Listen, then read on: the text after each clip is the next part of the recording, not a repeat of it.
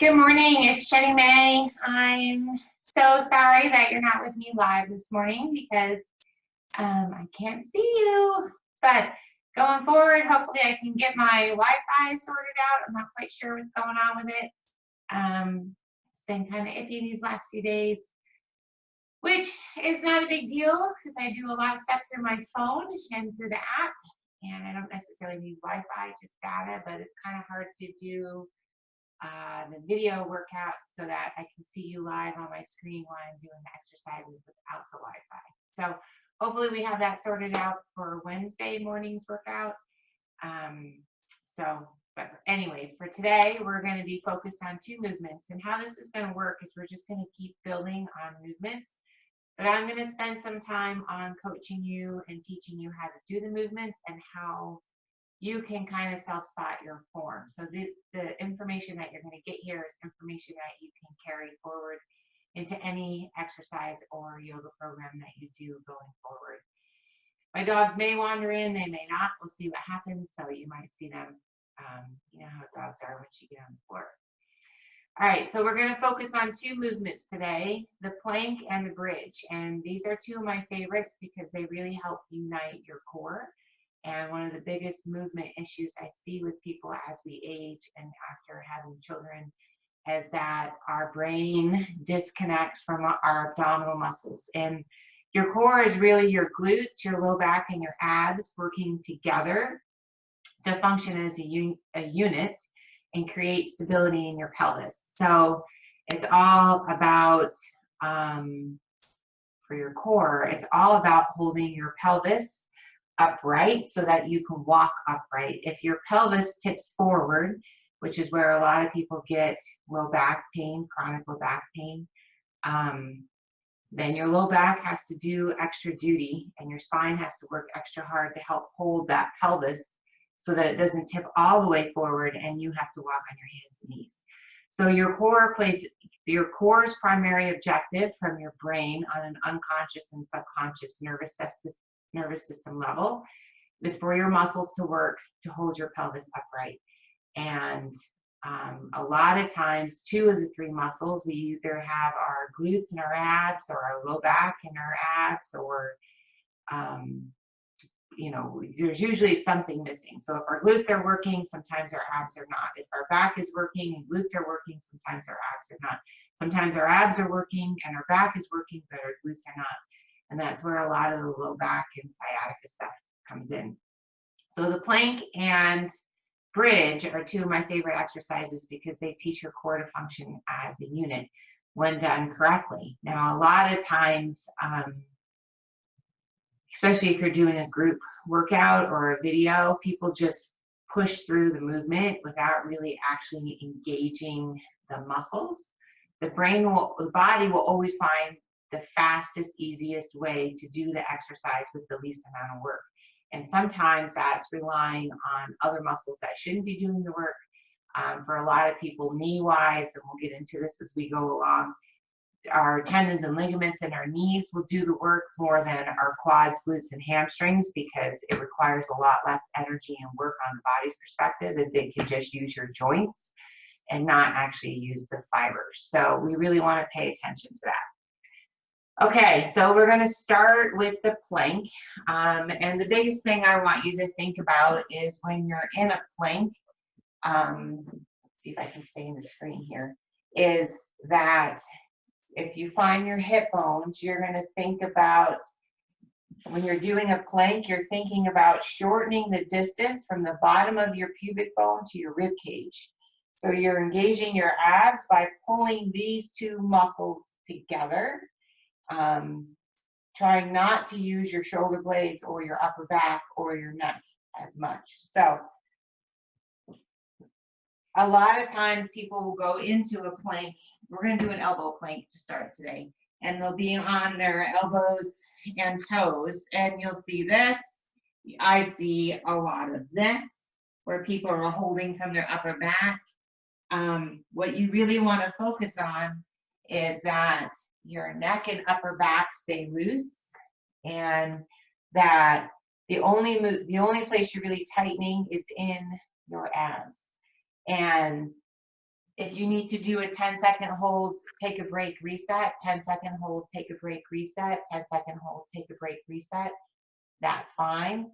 And as you build up to 30, 60 seconds, that's great. But a lot of times people try and do a full 30, 60 minutes and they compromise their form. So they teach their body how to cheat. And when it cheats, it doesn't do the movement correctly and you don't burn as many calories and you don't get the same result. So you really want to focus on doing it right. So, all right, so we're on our elbows and toes. You're going to think about shortening that distance between your rib cage and the bottom of your pubic bone by tightening those lower ab muscles. You're going to hold it. When you're here, you should be able to move your head. You should be able to move your shoulder blades. If you can move those things, you want to move them gently, then you know that you're holding from the right place. When you start to feel your abs fatigue and you feel your body want to tighten in your upper back or your neck, or you want to go here, then you know it's time to stop, right? So that's where you stop. Your abs are failing you, so your body's trying to find other muscles to do the work. So that's where you quit, because you don't want to teach your nervous system a bad movement pattern. You want to stop and then start again on a different day. If you did it for 10 seconds and the next time you do it for 15 seconds. And that's how you build the progression in developing the strength in the muscles. If you just fight your way through it and you allow those other compensations to take place, you're going to train your body how to do it wrong. And you don't want to do that. Okay, so we're aiming today for a 30-second to 60-second plank. If your form is perfect, I would love it if you could do a video or a picture of you and your form and send it to me in the messenger through this app or by email, whichever is easiest for you, so that I can give you feedback on your form. It really does make a difference, and that's what's so great about technology today. But we're going for a 30 to 60-second plank. So if you're here and you feel confident and you've got your abs tight, shoulder blades are loose, head is loose, you feel it in your lower ab muscles, you can hold for a count of 10, take a break, and then you can come back up. You could also start in a modified position on your knees, so you're still drawing that lower pubic bone up into your rib cage so that they're tightened. Shoulder blades can move, so you know you're not tightening your upper back. Head can turn. And we're doing that for 30 seconds. So I'm going to do one for 30 seconds with 10 seconds. Rest my knees for a second, 10 seconds. Rest my knees for a second, 10 seconds. Rest for my knees for a second. If you can hold the whole time, go for it. But again, don't compromise your form. All right, ready? So we're here, we're in our plank. You also want to keep your hands in front of your elbows. Try not to grip together. So we're going to hold 10, 9, 8, 7, 6, 5, 4, 3, 2, 1. We're going to rest a second for 5, 4, 3, 2, 1. Then we're going to come back up. Tighten our abs. Make sure our shoulder blades can move, head can move.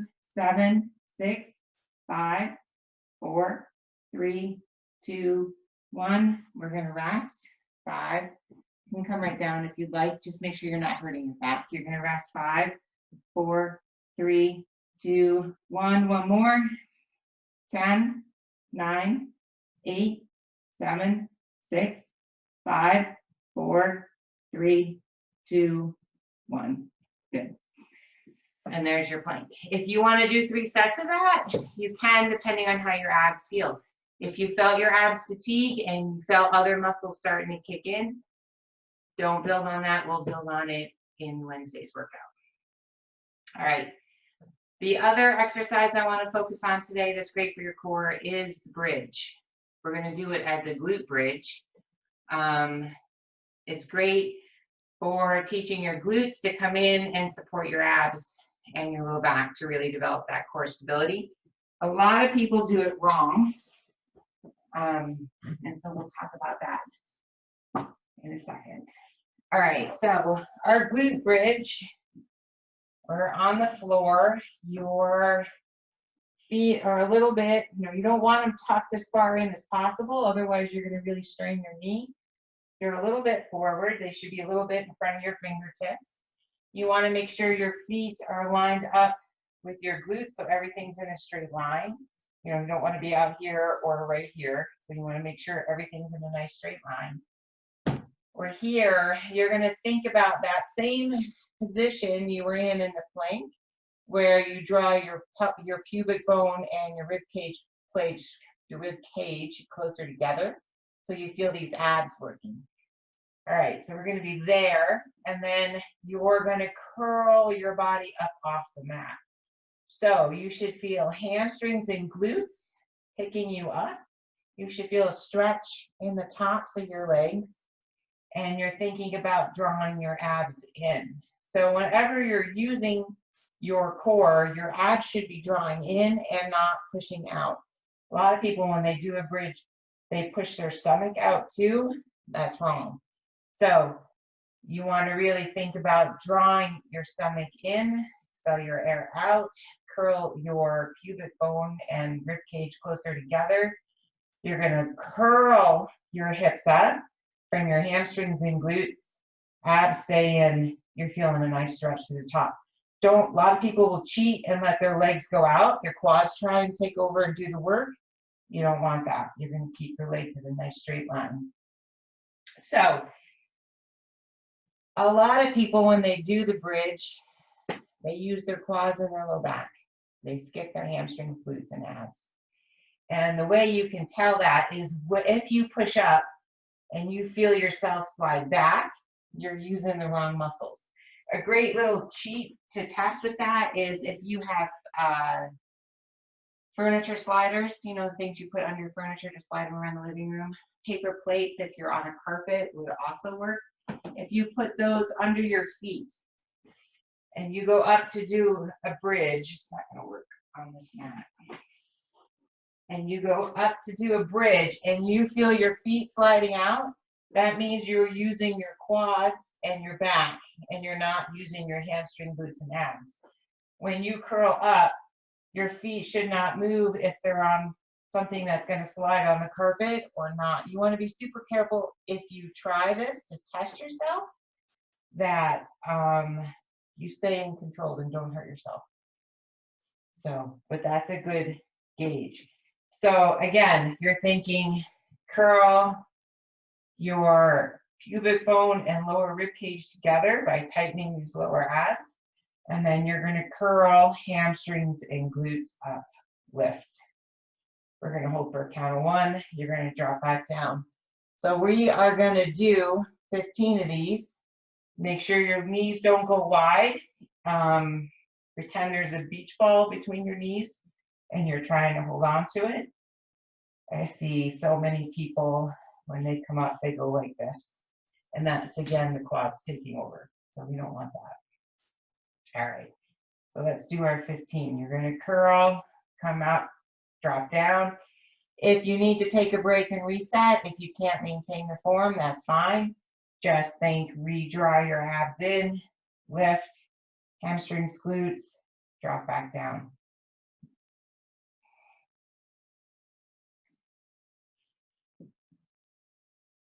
That's 4, 5, 6, 7, 8. We're doing 15. You should not feel them in your low back. If you do, message me. Again, you can send me a video of you doing them so I can critique your form, or a picture of you in the top position. I've been doing this a long time. I can spot how your body cheats pretty easily. So this is 12, 13. You can see as I fatigue, my feet slide away. And that will happen. And as you get stronger, that will get easier. So just like the plank, you want to do 2 to 3 sets of those at 15 reps. The biggest thing today is really focus that you're doing it right, because you want to train your core how to work as a unit. We will be repeating. I won't be spending as much time on how to do these exercises in Wednesday's workout. We will be incorporating them, and we'll be going through 2 more movements. Okay? So anyways, that's your start for today. Let me know if you learned something. Send me pictures or videos if you have you doing them so that I can send you feedback back on your form and what to fix if anything needs to be fixed. And no snacking, stay hydrated. Those are the other two big pieces. Make it a great day, and I will talk to you soon.